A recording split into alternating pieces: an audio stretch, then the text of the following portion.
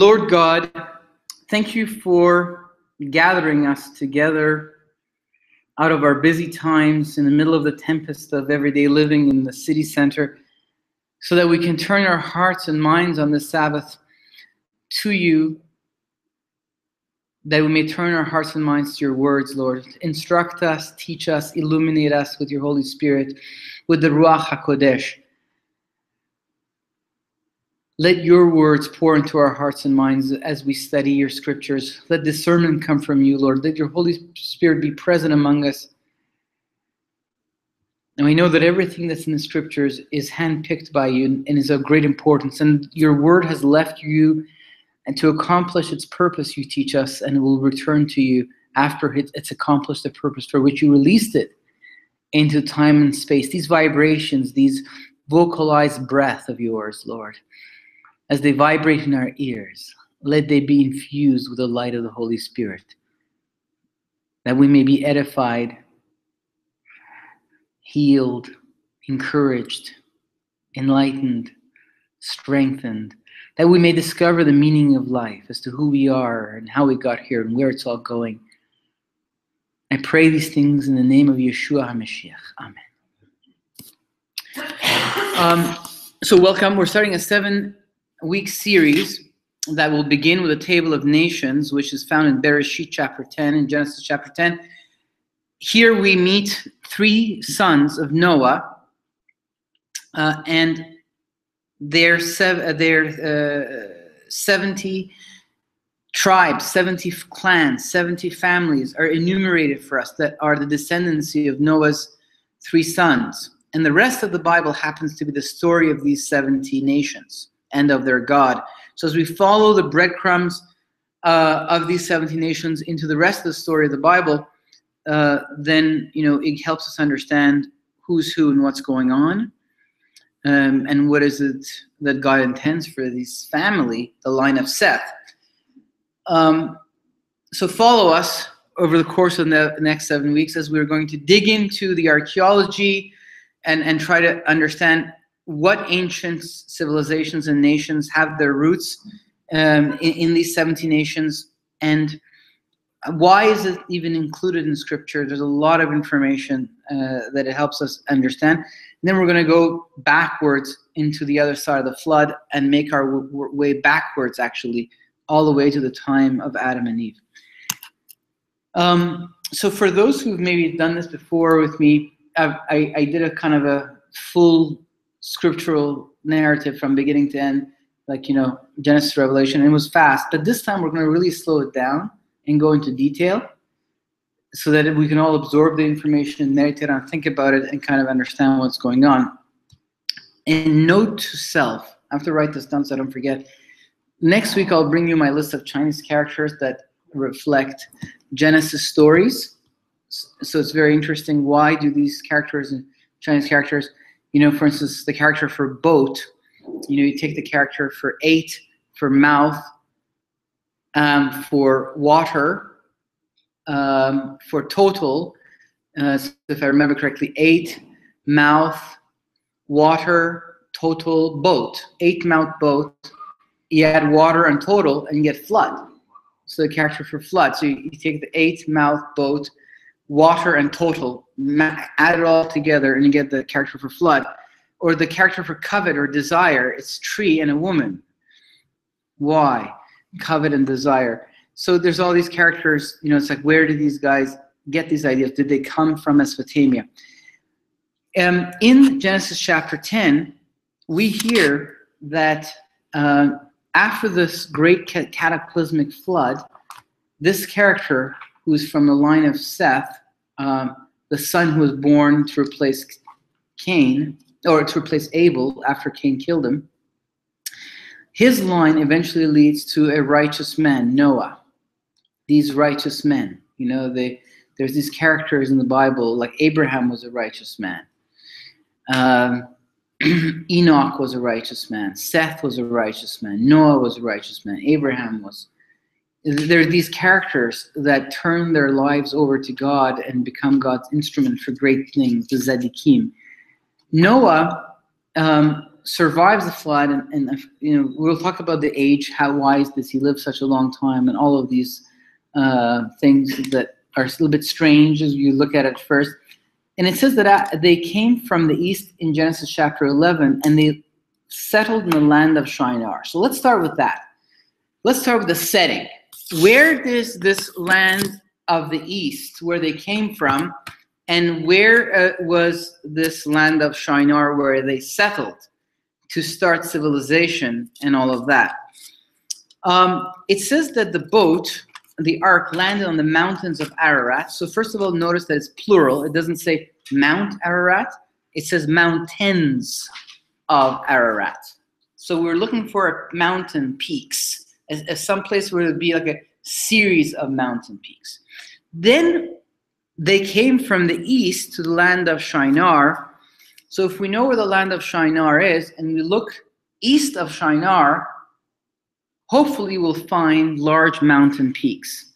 And that maybe give us a clue. So let's start with the place where we have a name where they settle. It says in the beginning of chapter 11 in the book of Genesis, Bereshit, now the whole world had one language and a common speech. As men moved eastward, they found a plain in Shinar and settled there. As men moved eastward. Remember, the whole world had one language. They were unilinguals. No. They had a common speech. It says the same thing, but it adds a dimension of unity to it. Men moved eastward. They found a plain in Shinar.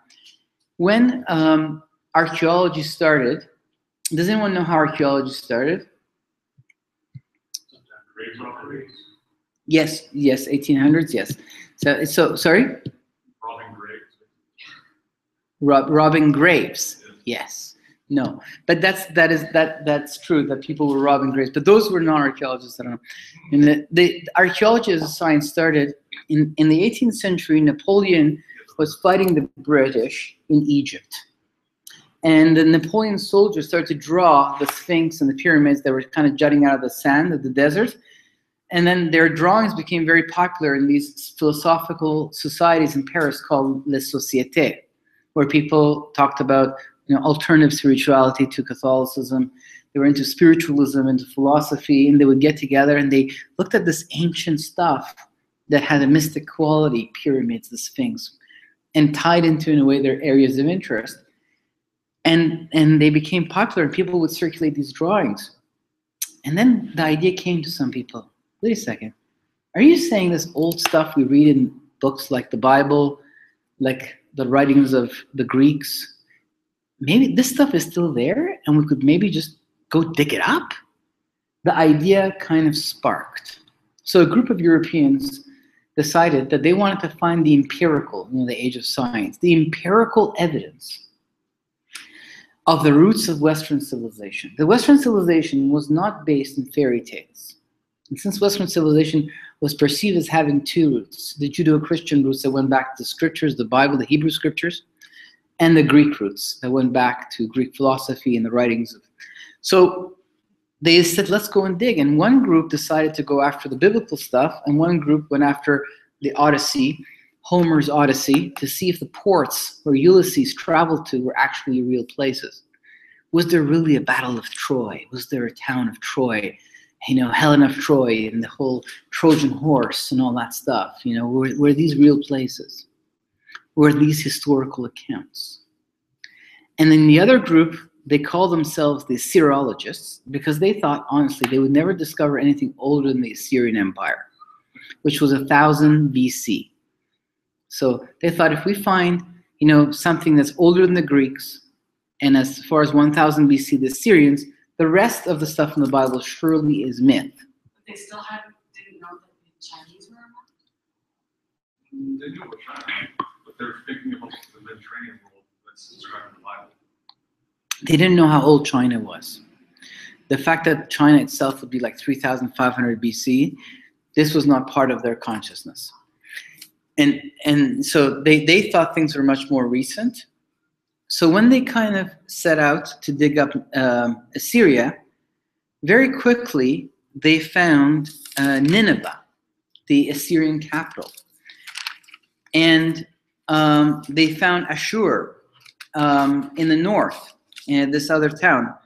In fact, they found very quickly in the north of Assyria all the cities that are mentioned in the chapter 10 of book of Genesis and were founded apparently by Nimrod. Nimrod, the son of Ham. You remember that the three sons of Noah? One of the sons of Noah was Ham, and Ham was the father of Cush, and Cush is the father of Nimrod, and Nimrod is presented to us as the first of the conquerors.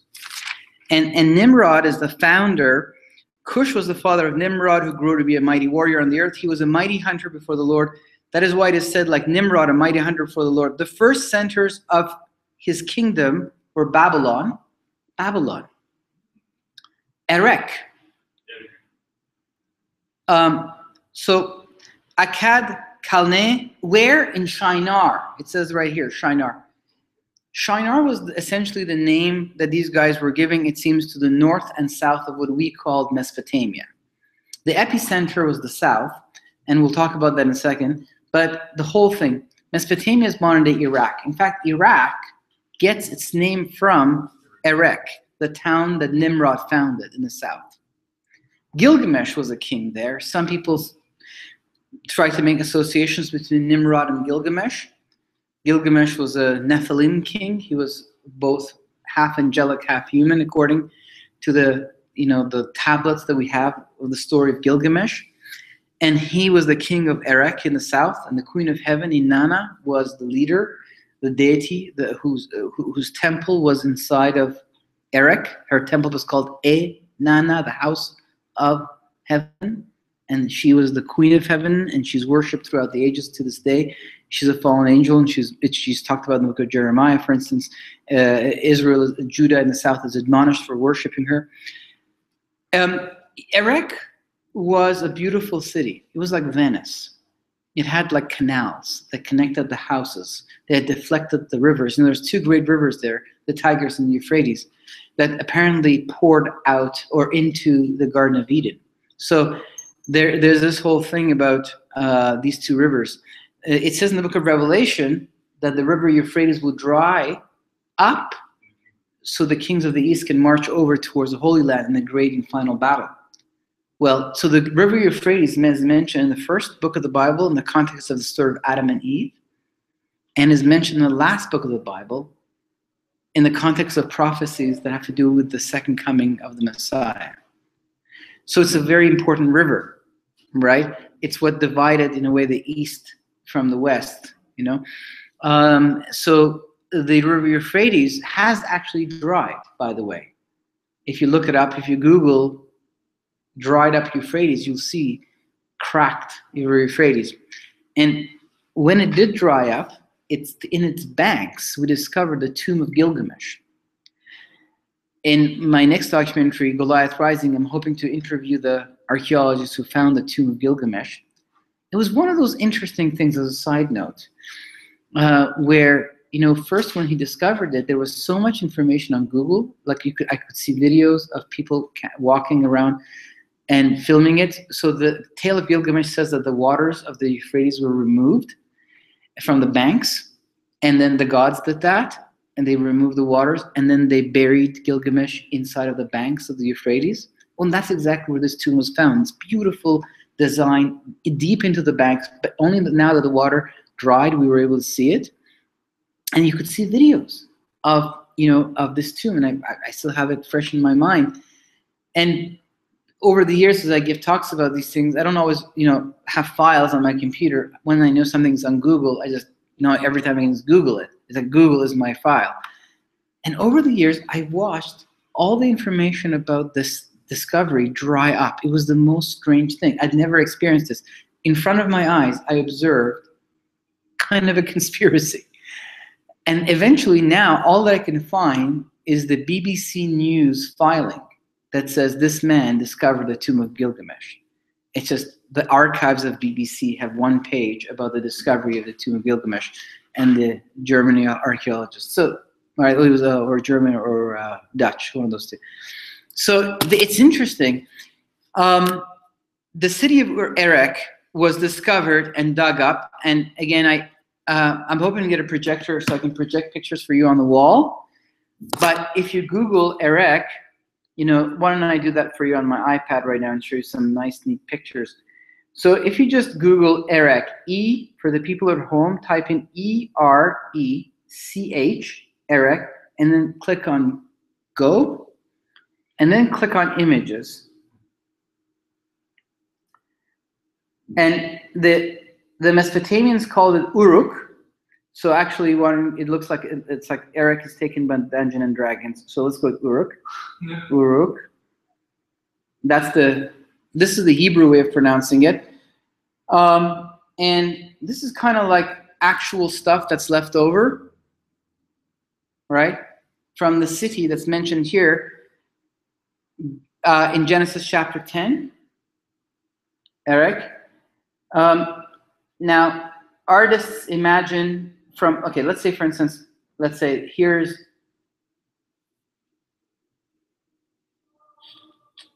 okay, like this is how people lived.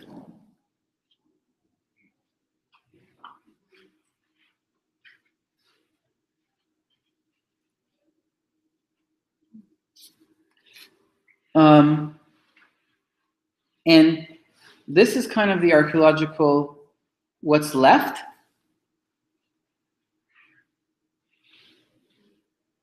And then from here, we can kind of imagine that it would have looked, like this, right? So Erech was discovered, and Babylon, that was a very important discovery. Babylon was discovered in 1850. So Mesopotamian archaeology begins in 1843. And the first thing that is discovered is in the north of Mesopotamia, around where Assyria was. And if you Google Nineveh, just Google Nineveh, that was discovered in the north, Nineveh. Why Nineveh is interesting? Well, it was a very important Assyrian capital. Ashurbanipal, the great last king of Assyria, was there. And if you go to the British Museum of Civilization in London, England, which I suggest that everyone goes there at least once in their life, you will see all of the great sculptures and things like that were carried out from Nineveh and other Assyrian towns there. And they discovered incredible palaces built in the 3rd millennium BC that were far larger than Buckingham Palace. Huge walls, bas-reliefs, like there was these carvings on the walls that went on for kilometers, for miles, that just the side of these palaces, that's how long they were. And of course, it was shocking to discover such great ancient, technology, let's say way back then. It was very ornate inside of these palaces. They kind of reconstructed it. So in Nineveh, Ashurbanipal was the great king, and the Bible mentions him. And we discovered the library of Ashurbanipal with 25,000 tablets in it. Those tablets were carted away to London, where the head of the museum began to translate them, and he published them in a book called The Chaldean Genesis. And why is this place called Chaldea? Well, we're going to talk about that in a second. Abraham married into this very important family. So the Chaldeans, they're a very important family in the south. The gates of Nineveh. This is kind of how it would have looked like, right? Now, what's left of it today? Well, this is Ur. So coming to the south, this was 1843. Coming to the south, the French and the English were digging in the north where they made the discoveries about Nineveh. Coming to the south, the Germans were digging a little bit further south, and they found Babylon in 1850, the German Orientalist Society. I'll show you the gates of Ishtar, which was then taken. So the gates of Ishtar were the main gates of the city of Babylon. And the width of the walls was so wide that 4 chariots could actually race on them. And when, for instance, in the 5th century BC, when Daniel was taken to captivity in Babylon, he would have walked through the gates of Ishtar. And again, you can Google it, right? So this was dug up from Babylon, from the ground, by the Germans and taken to Berlin, where you now can go to the museum Das Berlin and see it, Museum das Berlin, and see the gates of the city of Babylon founded by Nimrod, the son of Cush, the son of Ham. These walls don't date back to Nimrod's Babylon. They were built later. But there actually was a city called Babylon, and its gates, its gigantic gates, were discovered.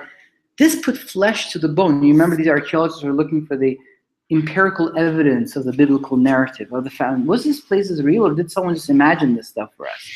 So the setting was important, and these were the gates of Babylon. And then when you go up, the walls of the gates were covered with lions, carved lions, and one of these carved lions from the walls of Babylon is in the Ram. So if you ever decide that you want to touch a piece of ancient Babylon, go to the Ram, wait till no one is watching. Reach over and touch it. So Mesopotamia, that's a very important thing for us to Google. If you don't know Mesopotamia, then it's where our setting is. It's basically modern-day Iraq between the Tigris and the Euphrates. And it seems that even in the north, the kings of Assyria, Nineveh is right here, they called themselves the kings of Shinar, right? So they signed Akkad and Shinar, how they signed their tablets in the north. So one could say that the entire thing was the land of Shinar, where it says Noah and his sons settled as they came from the east, right? However, it is also the name of a very specific region.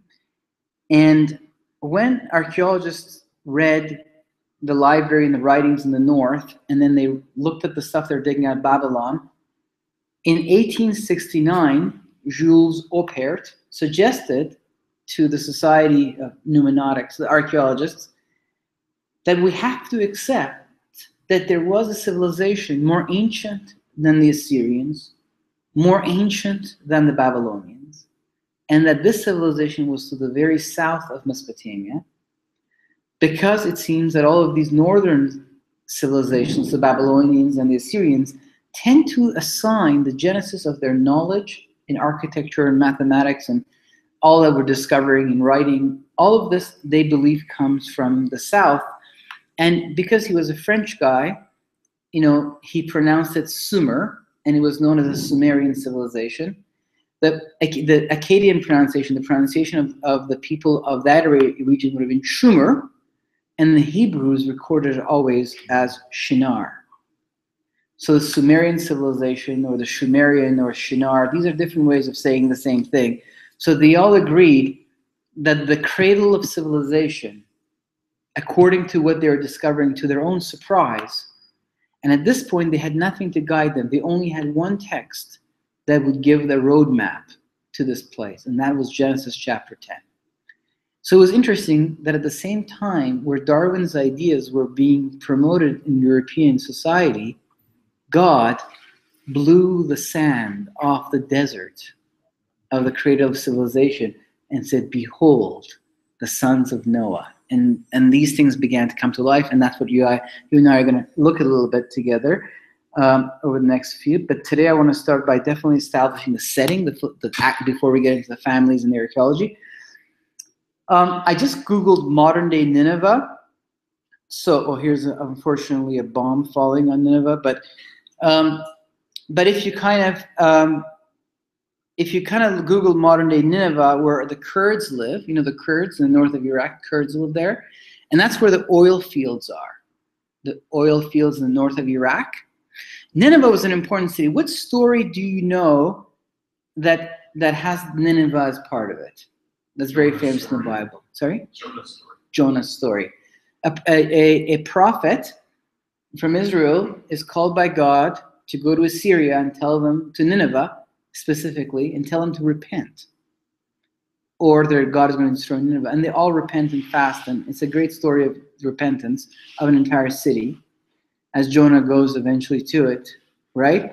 So Nineveh was founded by Nimrod, the son of Cush, the son of Ham, the son of Noah. the son of Adam, right? And these guys had tremendous knowledge. I mean, when we go to look at the world before the flood, the Bible explains to us all the bodies of knowledge that these guys had.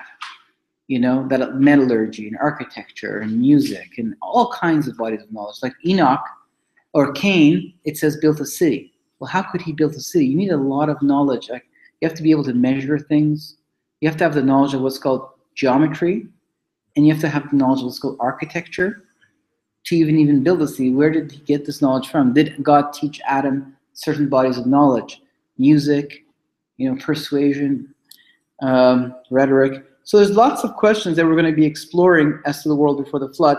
But again, you can kind of Google ancient Nineveh and modern Nineveh just to get a sense of the continuity of northern, the north here. It's important to understand the foundations of civilization. So it says here that before I go to the land of Shinar, archaeologists eventually discovered all of the cities that are mentioned here attributed to Nimrod: Babylon, Erech, Akkad, Calneh. From that land, he went to Assyria, that's the north, where he built Nineveh. That's still Nimrod. He built Nineveh, Rehoboth, Calah, and Resen, which is between Nineveh and Calah. That is the great city. I believe Resen is the only city we haven't discovered, and it means stable. Some say it was the horses' stables, the royal stables. So all of these cities were discovered by these archaeologists who set out in the 19th century. It was from 1843 to 1930. That was the golden age. And again, go to the British Museum of Civilization. It'll blow your mind as you see it. And the great thing about that museum is that the Mesopotamian stuff, like, I went there thinking I'm going to go see the Mesopotamian stuff. So it's just like one tiny piece of the museum, even though it's huge. And then as you start to go from one room to the other, we're not talking rooms, like huge rooms. You go to the Egyptians, the Greeks, the Romans, and suddenly as you're kind of walking through this museum, I mean, you're seeing the most beautiful art that these guys dug up.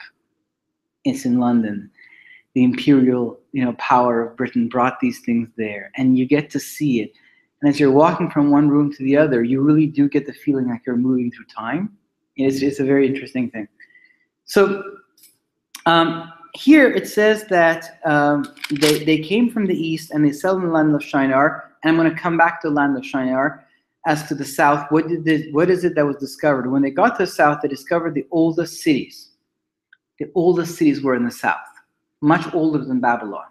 They were now in 3000 BC, and they were discovering civilization, all of the writing and architecture and all that stuff.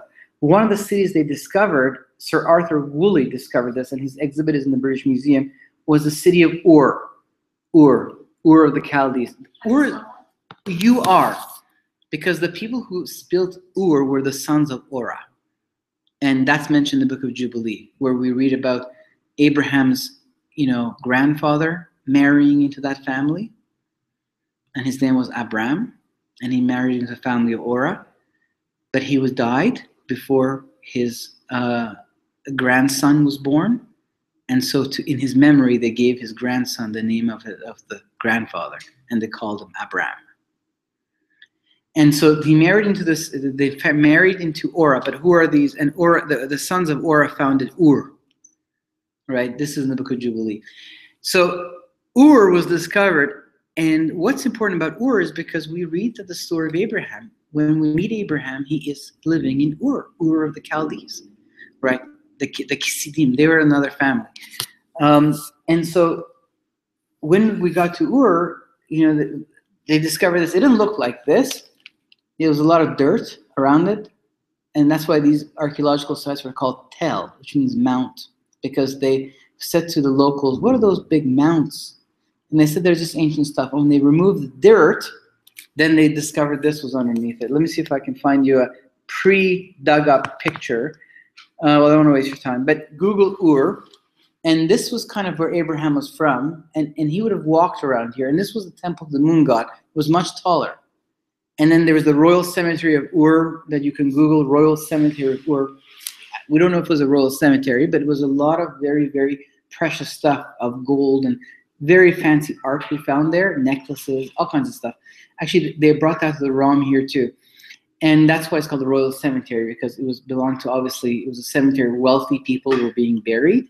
So the archaeologists gave it the name Royal Cemetery of Ur. So suddenly, in 1922, Sir Arthur Woolley discovers the Ur of the Chaldeans, where we meet the character of Abraham in the Bible. This has an effect on your consciousness. If you believe all these stories by faith alone, then great. But if you want to actually look into it to see if it was real, or whether you already believe it in faith, but when you see it, it makes it more real, perhaps. Wow, there really was a place called Ur in the south. And Ur was one of the great cities of the oldest of the civilizations, the Sumerian civilization, or what the Bible calls the land of Shinar.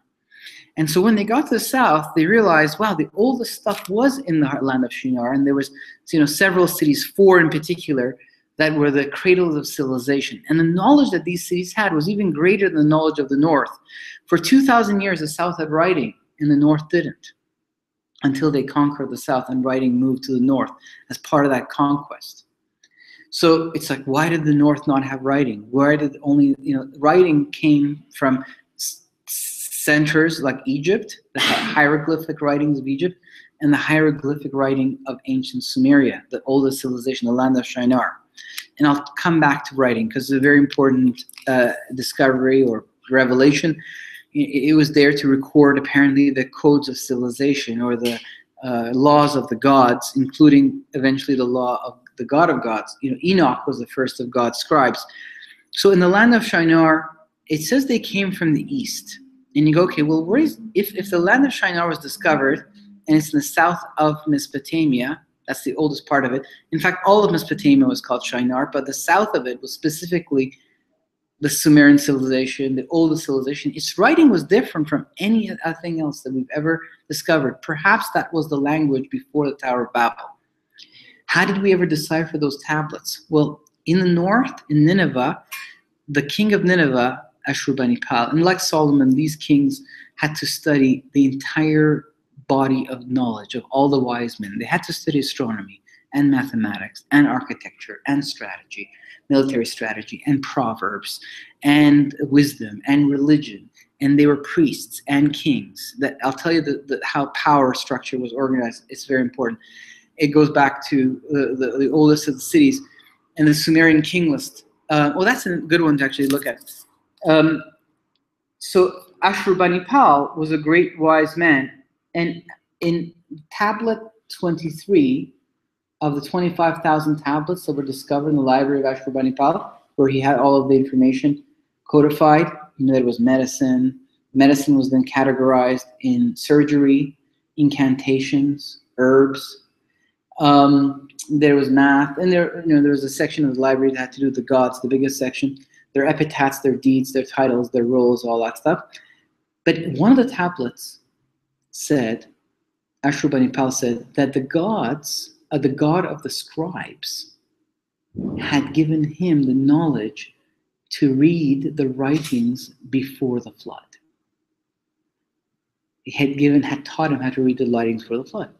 And Ashurbanipal then created lexicons, dictionaries, that translated the icons, the pictographs of his own writing that we could read, because Akkadian, the language that these writings was written in, was the mother tongue of Hebrew, since Abraham was from there. There was a town in the south called Akkad, which we have never discovered, to be honest. But the Akkadian Empire civilization, which was the first civilization outside of the very, very south, came from there. And the Akkadian language was a very important language. So Abraham was from the south, and he spoke Akkadian, and eventually Hebrew, was like French and Spanish is to Latin.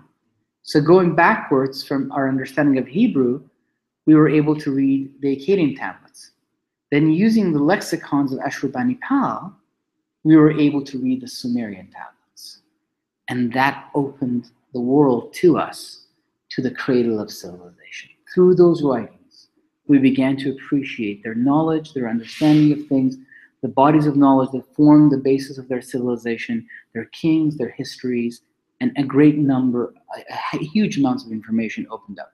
We have now on Earth over 1 million tablets, but only thousands have been deciphered, because you have to pay some guy to go to university and have to give him a job, and you have to pay for him to sit and read these tablets, and it's just the resources and time. It takes time. So they wrote on clay. There's a book you can read. They wrote on clay. So we got to the land of Shinar, and I was going to show the Sumerian king list, which is very interesting. This is the oldest human document that records government, records. It's called the Sumerian king list, and it looks like this, and in the middle, and has all the kings of the ancient civilization, the first civilization. This is the list of the kings, their names, and how many years they ruled. And in the middle of it, it says here was the flood, here was the flood, and then it gives the kings before the flood. It's very interesting. Now it says that they came. So we discovered the land of Shinar, right, in the end of the 19th century, beginning of the 20th century. So now we knew that this place that apparently Noah's son settled was actually a real place for sure. And we found the cities that were discovered by Nimrod and many other things that I'm going to tell you in the weeks that follow from this Genesis chapter 10. But just as a quick overview right now, we discovered Babylon, we discovered Iraq, we discovered Assyria, we discovered Nineveh. It's like, wow, these cities were founded by the grandson, the Noah had Ham had Cush, Cush had Nimrod built these cities. So it was kind of putting flesh, was credence, was wow. So do the Greeks and the Persians and the Egyptians, do they found their roots in these clans? And we're going to kind of see that they do, and I'll just open up for you. So in the land of Shinar, they settled, but it says they came from the east. As men moved eastward, they found a plain in Shinar and settled there. Yes.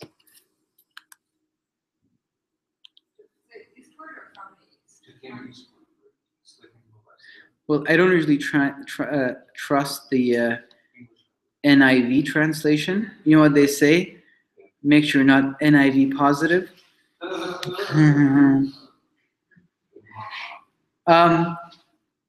Yes, you see, it says, it's funny how the NIV changes things. It's the first time I've ever read that. I was like, what? So every Bible says this: now the whole earth had one language and the same words. And as people migrated from the east, they found a plain in the land of Shinar and settled there. So let's go east. Since they migrated from the east, and every Bible says that, and so the land of Shinar is Mesopotamia or Iraq, so we have to go east because they came from the east. We have to go next door. Now, there is one mountain that was decided in the 16th century to be Mount Ararat, and that's in Turkey. And Turkey is west of Mesopotamia, and it's only one mountain. So one of the guys that really went looking for the actual mountains of Ararat, east of Shinar, where Noah's Ark landed, was Bob Cornuke. And I called him a few months ago and had a nice phone conversation with him because I went, to Persia, and I started to kind of explore those mountains, not looking for the actual Ark, but just exploring the setting. So let's look at what is east of Iraq. So east of Iraq happens to be the country that's called now Iran. And in Iran, there are two giant mountain chains. So this is the plains of Shinar. And then you go to the Euphrates, the Tigris, the plains of Shinar. And then suddenly you will hit a very sharp climb. And let me just show you, the people at home, you can Google the mountains of Persia or something. But let me, how did I get to maps? Let me kind of walk around a little bit and show you some of these images so you can kind of maybe can see. If you just Google, let's say, map of Persia, you'll see these mountains. Let me just get that for you. Persia map. And here,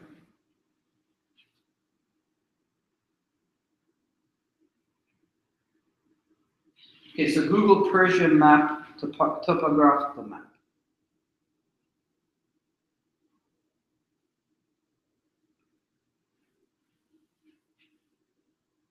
Okay, here's Google.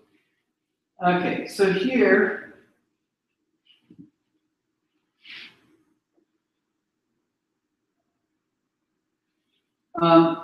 so there is, see this mountain chain going down here?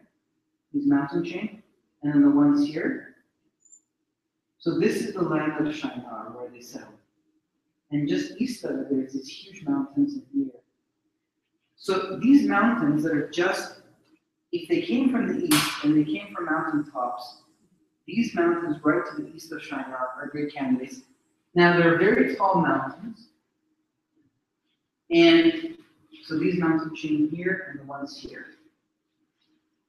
Now in the tallest peak is here. We're talking 12 to 15,000 feet height. And when you go to the top of it, you can walk all the way to the top. There's like paths. You can take a lift to the top, but you can also walk to the top.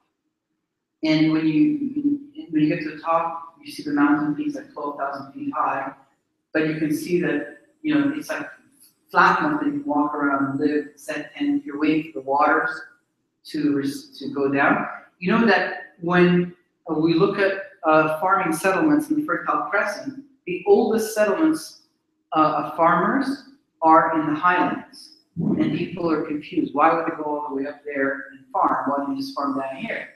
Well, because the waters were receding, the highlands come out, and you look at, for instance, here in the north, let's say, that there are these ancient temples that we find, especially they're pyramids, we find them in Mexico, but these ancient temples that we find here, they're called ziggurats, like the one I just showed you from the city of Ur, where Abraham was from.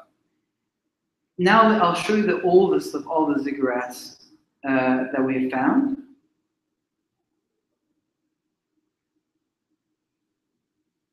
And if you want to see the oldest ziggurat, then you want to Google. Let me just Google it myself so I can tell you what to Google.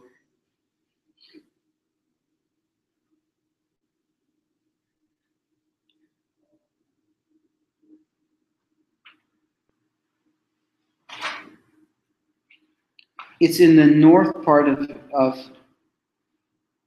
yeah. I'm going to walk around so that it records me. Well, let's try this. Oldest ziggurat. This one is a very interesting one. It looks a bit different from the ones that are. Okay, here it is. Tapeh Sept. If you just Google the oldest ziggurat Iran, you'll find it. So it kind of looked like this in its heyday. And this is what it looks like now. This is what's left of it.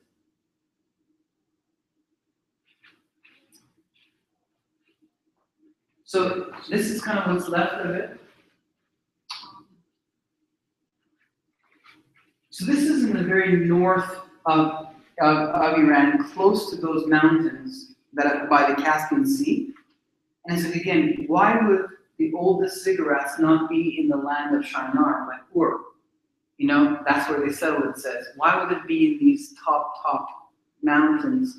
So we're talking like we're in Iraq, we're in the plains of Shinar, then you want to go to Iran, you have suddenly a sharp 10,000 feet climb to get to the Arabian Plateau that's flanked by two mountain chains, one going north-south, one going east-west on top. And in the middle of it, you have this country, which is, and then if you go next to India, then you get to the Himalayas, the tallest mountain peak. So these guys, now there is this mountain in the north, in the Caspian Sea, and Bob Cornuxus, he discovered that in the old language before the Islamic era, in the Zoroastrian period, that mountain chain was called, the name of the chain translates into where Noah's Ark landed. Now there is the mountain chain that goes north-south. That one, there is a place that you can go visit. It's called Kashti, Siren's Head. Kashti means boat. There's a little thing that's jutting out, and people say that's Noah's Ark. It's a tourist place. You can go see it. So there's a lot of these mountains to this side may be very well the very mountains, because now here is some pictures. So you see these little things? Guys, why don't you gather around for a second because the phone is on gather around. You see these? These lifts. Yes. It's a gondola. You get into these gondolas, and then, you begin to. These roads going up the hill, getting more clear as we're going past the fog. So I'm this.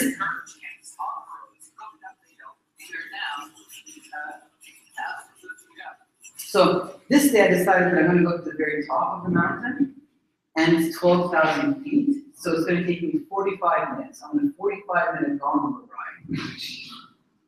Going, you get to these stops, you have to come out, and then if you bought the pass that takes you to the very top, then you zap it, it's electronic. You get to go to the next gondola, and then it takes you up. And so, this is kind of like where you change gondolas, little stations. Right? We change. I'm showing pictures on my phone of my journey to the very top of the mountains where Noah's Ark may have settled. It looks like this.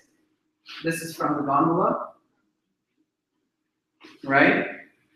And so here's like the other gondolas. Then you get to the top, and gradually you're pushing past the clouds. When you get to the very tops, right? And it was kind of like lovely, actually. You're sitting there, going up the mountain, and then you get to the very top. Folks are finding at the top. We're now way above the clouds. We're 12,000 feet high. You can feel the thinning of the pressure in the air, and it's a ski hill up here.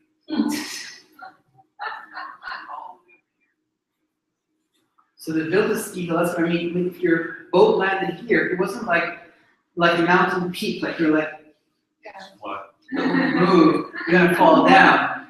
Like you could easily farm. You see the guys going up the skis, and then right at the very bottom here is a hotel. The hotel that is at the highest altitude of all hotels in the world.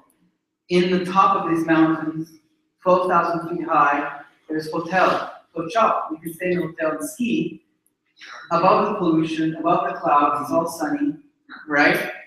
And this can be you can take a trip in search of Noah's Ark to the mountains from the east of Shinar. Your phone keeps flickering. Yeah. That's you. I think when you filmed it, you probably turned your camera. I was turning around. Yeah, I was So turning it doesn't around. know which side is up, which side down. You kind of go in and then you push past it, right? So this is kind of, here's a long-range picture. And then when this is Terra Capital, and then when you go to the top of these mountains, you can walk. If you kept walking, they go on for thousands of kilometers. It's like, you're there, you just keep walking, right? And one from one mountain peak to another, and then when you get to the other end, you get off, you are by the Caspian Sea, where it's cottage country. And this is where the French built these gondolas. The king, of Iran, the Shah, hired them to build these gondolas. The idea was to build a giant casino. Like all of the side of the mountain would be filled with hotels and condos and casinos on top, and a gondola system that would take you all the way to the Caspian Sea with stops in the middle. That was kind of the project, but the revolution happened, the Islamic Revolution of 1979, and that kind of stopped the project. Let me see before we continue if there's anything else I want to show you from my trip to the mountains. It's just, a beautiful ski hill up there. Here, you guys can see this is 12,000 feet high. Oh yes, I was going to show you this actually. These are the mountain peaks peering out of the clouds. So you see these other peaks here? These are the other mountain peaks pushing out of the clouds, right? So basically, this is kind of the mountains that are directly next to the plains of Shinar. And since they came from the east, and since the farming starts in Taman, and the oldest ziggurat is in the top, right? That ziggurat I just showed you, it's close to these mountains, very close to it. It's like, why was the oldest ziggurats built in such high altitude? Then when you come to the south, the civilizations in the south built their own ziggurats. And as we kind of kick open the names that are in Genesis chapter 10, I will show you the archaeology that goes with these names, the regions where these guys settled, and what we have discovered in these regions. So this was kind of the setting. They came from the east. And then what do? It's interesting because it says that they okay, I won't read anymore from the NIV. I suddenly don't trust it anymore. Yeah, it's like, don't read from NIV. Now the whole earth had one language and the same words, and as people migrated from the east, they found a plain in the land of Shinar, and they settled there. And they said to one another, come, let us make bricks and burn them thoroughly. And they had brick for stone and bitumen for mortar. Now let me explain something to you. If you Google any of these ancient, like the ziggurat of Ur, like the one that I just showed you from Abraham's city, well, this is brick. This is brick. Now, to make that brick, you have to have knowledge. First of all, you have to have the heating capacity. You have to have these, kilns. And you have to be able to heat it up to a particular temperature that hardens the clay to the point where it becomes virtually indestructible. And that's why we found all of these writings written in clay. Do you guys know of a very famous guy who wrote on clay? Some very important, yes, but even before the time of Jesus, some very important writings on clay. Maybe 10 commandments, right? The finger of God wrote the 10 commandments on clay tablets.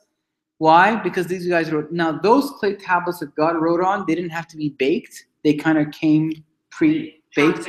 Yes, once he wrote them, they're not going to be like erased or anything. But they had soft clay. They would use these long pointer pencils, like wood, to trace their images, and then they would put it in the oven. And they knew what temperature, and they knew how to bring it up to that temperature to bake it. That would make it indestructible, and that they could build bricks. And we have lots of these ancient monuments from this land made out of brick.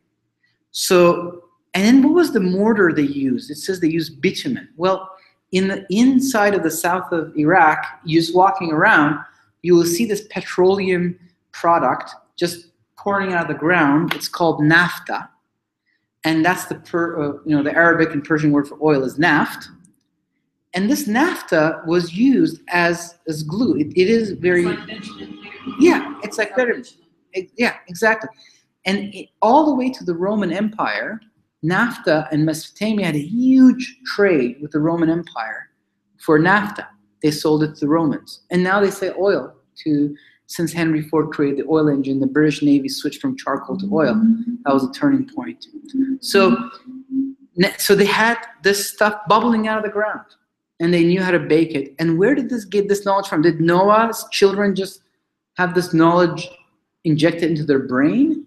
Or did they have this knowledge from their world, from the world before the flood? Were they civilized people? Were they suit and tie people who underwent the cataclysm, and once the waters dried, they continued where they left off? Question mark. We'll look at this as we go on the other side of the flood.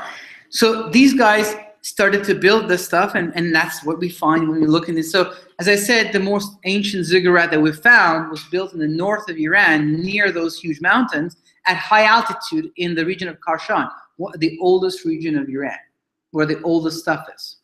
Why is the oldest stuff way up in there, not in the plains of Shinar? Well, perhaps because it was covered with water. So they had to wait for the water to subside as they made their way down from the high mountains and eventually to the plains. So even though the Bible tells us gives us the Coles Notes version, like the Cliff Notes version. Like they came from the east, they settled in Shinar, and you get it. You feel like the water's dried. They came off the mountain. Like, hey, where do we go? Let's go back this. And they went down a hill, and there they were. Well, this may have taken some time. These guys were living hundreds of years. Even after the flood, this generation continued to have very long lives.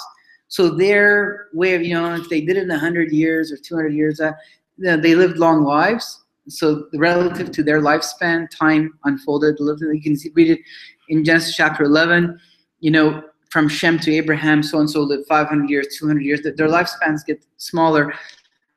And then they kind of become closer to our lifespans as God decrees after the flood that humans will no longer live long. They'll live 120 years maximum.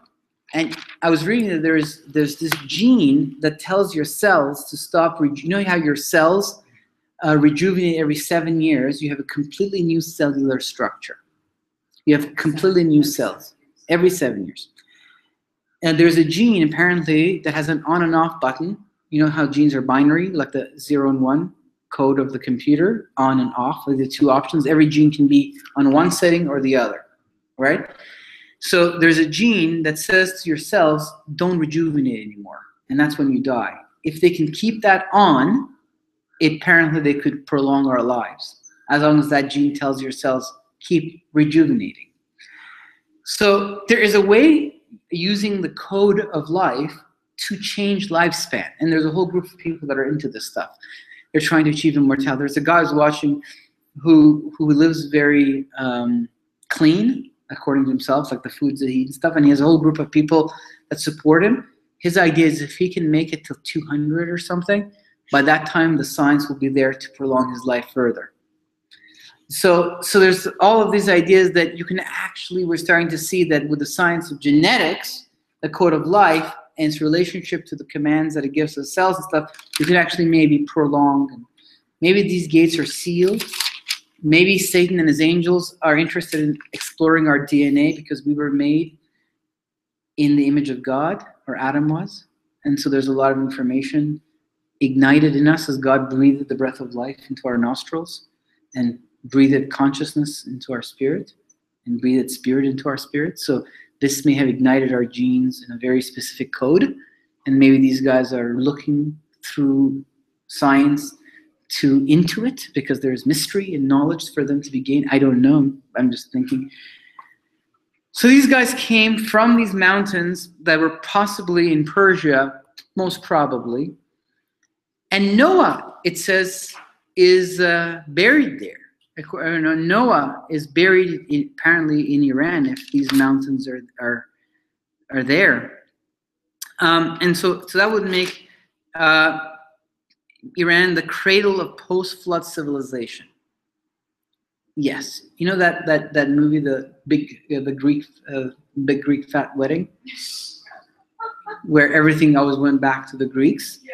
Well, you may all be Iranians and not know it.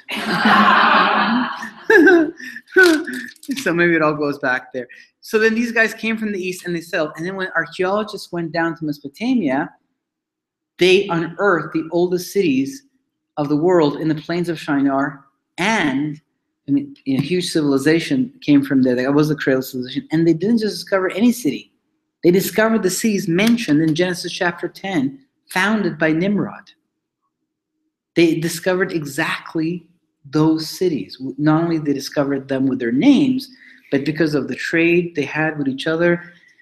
We were reading the writing, this guy sold so much barley to this town, here's the accounting for it, the boundary stones, the kings, their accomplishments, their gods, an entire story unfolded that continued to illuminate the narrative of the Bible, and the narrative of the Bible illuminated it. They had a symbiotic relationship. They illuminated each other. So at the same time where Darwin's ideas were being promoted, as I said, God blew the sands off the desert floor and said, well, behold, the Noahic civilization, the foundations of the human race and of the story of the Bible. There's a lot of things that these guys are going to go through with each other. There's going to be prophecies about these guys, about these nations, all the way to the second coming of the Messiah. They're going to make it. You know, it says in the book of Revelation here, It says in the very end of the book of Revelation, after the Father himself arrives and we enter the heavenly Jerusalem, yeah, chapter 22 in the book of Revelation, it says that in there is a tree and its leaves are for the healing of the nations. 22:2. Okay, let's look at it. Nice number. Sorry, I'm again NIV. The reason I use this NIV Bible is because it's my archaeological study Bible. And since we're doing archaeology, I thought, okay, I'll take my archaeological study Bible. You're going to read it for us? Oh, You have it? Okay. Whoever gets to it first. So, Revelation chapter... 22. Okay. You got it? Go for it. In the middle of the street, and on either side of the river, is a tree of life, which bore 12 fruits, each tree yielding its fruit every month. The leaves of the tree were for the healing of the nations. So the leaves of the tree in the heavenly Jerusalem are for the healing of the nations. Which nations? United States of America? Zimbabwe? Like these city-states? Argentina? No. These nations that we're meeting in Genesis chapter 10. These clans. These 70 clans, which are at the root of the tree trunk that grew to become a multitude of other families, like clans within clans. But ultimately, we get grouped back into the root of the tree, into the trunk. You get grafted. No, we're not grafted. If you follow your ancestry back, we are from these 70 nations. So these 70 nations are kind of, the origins. And then there's a lot that happens to them, like in chapter 11 here, they go crazy and they decide that they're going to have a big rebellious party and they build a tower that reaches all the way to heaven, whatever this was.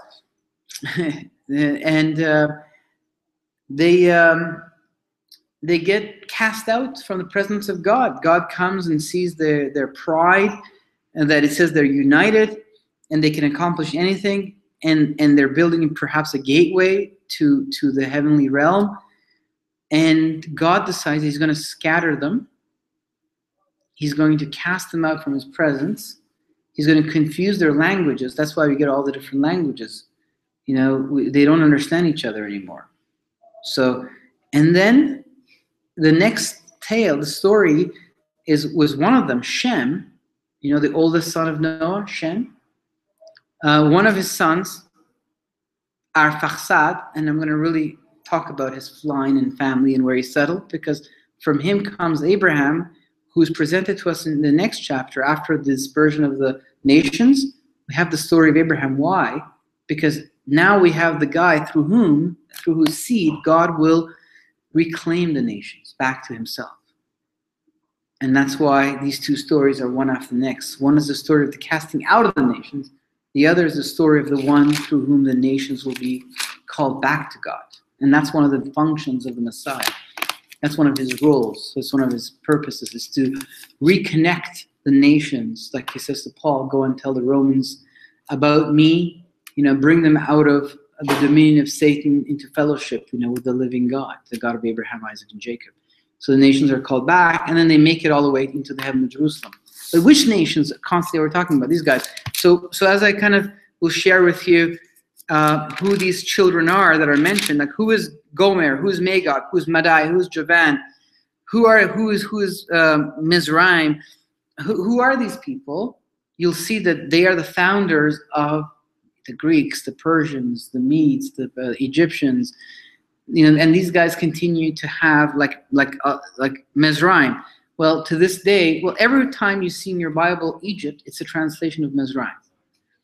And to this day, the Arabs and the Persians call Egypt Mesr, because it's who founded Egypt, Mizraim. And the Egyptians continue to be very important players on the stage of world history. The president of Egypt, Sisi, was recently visiting Trump and giving a speech to the United Nations. He just gave a speech just a few days ago, the president of Mizraim. The Mizraim was founded by Mizraim. Still got his name on it, the son of Ham, the son of Noah. So you kind of follow the story of these nations into whose destiny God speaks, God prophesies about them. God scatters them. He blesses them through the seed of Abraham, reclaims them back to himself, gives them an eternal destiny in his heavenly Jerusalem. So these 70 nations are going to be the story of the Bible. And so we follow them into the countries that are set up, and these countries then migrate, they move, from the cradle of civilization. Some of them are already into Europe, but then they move, and then they mix together, they discover the new world, and they move here, and they're all here, like the sampling of everyone. And so it continues. The tree has branches and smaller branches, but the tree is still the tree. And so this is kind of the beginning of our story. It begins in the land of Shinar, as in the plains of Mesopotamia, as Noah and his sons settled there from the mountains of Ararat, which were probably one of the two great mountain chains of Persia. And then they come down from there, and you can go, as I take a gondola up, and there's a whole restaurants and everything. You can really enjoy yourself as you search for the Ark of Noah, and see what's going on up there, and all that stuff. Good. Any questions? So today I just wanted to establish the setting, which is those little plains of Shinar, and then next week we're going to start looking at these names, and we're going to take one name at a time and see what we can discover about them. What archaeology, what other writings, because let's say Herodotus, he was an ancient historian, the father of history is called, because he was apparently the first guy who recorded not just the chronicles of the kings, but the actual history of nations, Herodotus. And he talks about names that are mentioned in Genesis chapter 10. Josephus talks about it, the ancient Herodotus talks about it.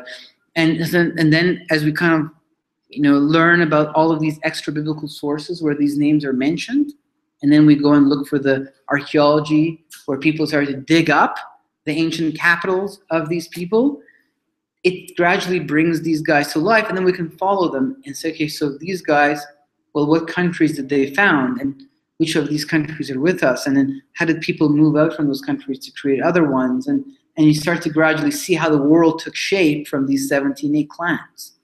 For instance, one of these guys, Shem, he fathers Arpachshad, who eventually fathers Abraham, who fathers Jacob, or grandfathers Jacob, and Jacob is the father of the 12 tribes of Israel, and the Jews are still among us, and they live in all the nations of the world, including now, here. Yes? Yeah. Starting at 3. No longer will there be anything cursed, but the throne of God and the Lamb will be in it, and his servants will worship them. They will see his face, and his name will be in their foreheads. Does that not sound suspicious? Like a mark? Yeah, it sounds suspicious because Satan tries constantly to counterfeit God's plans. Right. So this was what God intended from the beginning. This is how his kingdom is set up. Satan's trying to create his own counterfeit kingdom with his own priest king. He's had many priest kings throughout the ages, but there's going to be a last one. With his own mingling of the serpent seed and our seed to create a race that's made of angels and humans. His own kingdom. He's kind of the God whose son is this Antichrist, this priest king, and so it's worship. Like, don't worship God, worship me. God has temples. He wants temples. These ziggurats.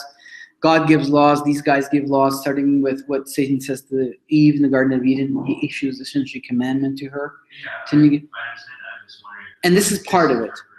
Misinterpreting this as being, this seems to be presented as though this is all a good thing. Yes, so this is God establishing what he intended from the beginning, that Satan would try to counterfeit with the mark of the beast. It's after. This is way after the mark of the beast. Yes. This is 1,000 years after the Messiah returns. Yes, eternity. And the name that no one knows, in Hebrew, your name was your role. It wasn't just your title. It was your role. and it describes something about your character and your role. So we have a purpose in God's creation, and that final purpose will be revealed to us. The earth at this point is the birthplace, the incubation chamber of the immortal children of God who have a role in the creation. We are being created right now. We're like clay in the hands of a creator. We're like in the womb right now. This is the womb stage. But God gave us consciousness, and then he gave us teachings through that consciousness. And as we adhere to those teachings and get informed about the story, we continue to be formed by it into our final state, which is the one we'll have when we enter the heavenly Jerusalem, which will be like we've come out of the womb finally. And it's the beginning of our newborn life. We're finally born. And it says, Paul says in the book of Romans, in the letter that he wrote to the Roman church, that all of creation awaits with expectation for the revelation of the sons of God. So they're all watching what's happening in this incubation chamber, in this womb of earth, where we are being born in the school of good and evil. So this is very interesting. What we're going to have is a role, and yes, God's name will be on our foreheads, will be different from the number of the beast. So we don't want to take the mark of the beast, but we do want mark of God. And it says that God will send out his angels to seal all those that are his before the final judgment. So guys, the setting of the Genesis chapter 10 is the land of Shinar, the plains of Shinar, which is Mesopotamia. And now as we kind of follow the cities were discovered, that Nimrod founded in Mesopotamia. And, I'll do my best to have a projector for you next week so that as I show the archaeology and the maps and which sons and which grandsons created which regions of Africa, which regions of the Middle East, which regions of Persia, which regions of Russia, which regions of Europe. You get to see how these 70 clans over the centuries, they're mentioned all in lump, like in one chapter, but then we're not all born at the same time. Like they didn't just right? This is the story of generations, but this is the foundation of the world that's being laid. And then we can easily follow these guys into the history and prophecies that are about them, some that have not yet been fulfilled. Like the Magog invasion in chapter 38, 39 of the scroll of Ezekiel. And of course, the story of Israel is important as God chooses one clan, one family, to become the servant of all the other families. God puts one family aside through whom he will redeem all the other families. So they are to be the servants and the priests of the other families, of the nations. And that's why they set up a temple and begin to offer the sacrifices, not only on their own behalf, but on behalf of the nations. They are the set-aside people, the holy people set aside to serve God. So this is the story, but to serve God and to serve these other nations. This is the story, and eventually, how do they serve these nations? Well, the Messiah comes through them, the oracles come through them, the Torah, the instructions of God, the prophecies. God himself is incarnated in the tribe of Judah. And so this is an important story, the tale of these nations. So it's important to understand that this is real people and real places, and that this is actually the story of the world in which that we live, because Satan has really tried to turn all of this into or myth on one hand, or religion in the other hand. Like you have your own personal life in the real world, and in your home, maybe you have a closet that you open sometimes where is hidden something that is your personal religion, right? Meanwhile, this is actually the true story of what is happening outside of our windows, and this is the story that you and I are characters of. We are the children of these guys. This is our story. We have to claim it again. And the archaeology and the science actually points to the truth of it, and rather than away from it. I have books in my office here about biblical archaeology, but who reads these things? Where is it taught exactly? So, when you look at the American dollar bill, there's a pyramid in the eye, and underneath it says the New Secular Order. Underneath it says Novus Ordo Secularum. And part of the secular order is, the teachings of Darwin, the creation myth, and an alternative way of understanding the very history that is dug up.